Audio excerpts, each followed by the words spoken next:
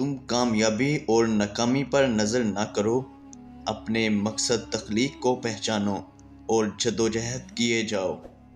زندگی کا راز یہی ہے کہ جہاں رہو، جس حالت میں رہو، خوش رہو، مطمئن رہو۔ انسان کی روح کی اصل کیفیت غم ہے، خوشی ایک عارضی شے ہے۔ قرآن کریم کا صرف مطالعہ ہی نہ کیا کرو، بلکہ اس کو سمجھنے کی بھی کوشش کرو۔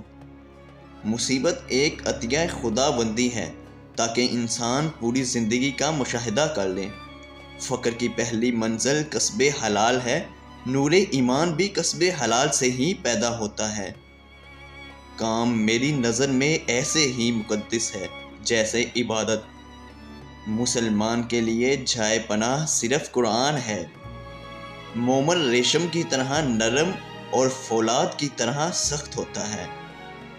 دل ایک ایسی چیز ہے جو امیر کے پہلو میں نہیں ہوتا۔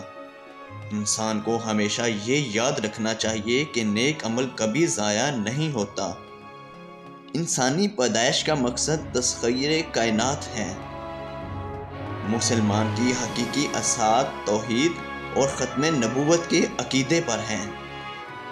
مہمان نوازی پیغمبروں کا خاصہ ہے اور فقر کی پہلی منزل کسب حلال ہے۔ غلامی بہت بڑی لعنت ہے اور محکومی بھی۔ جو شخص اپنی عظمت کے گیت گائے وہ کبھی عظیم نہیں بن سکتا۔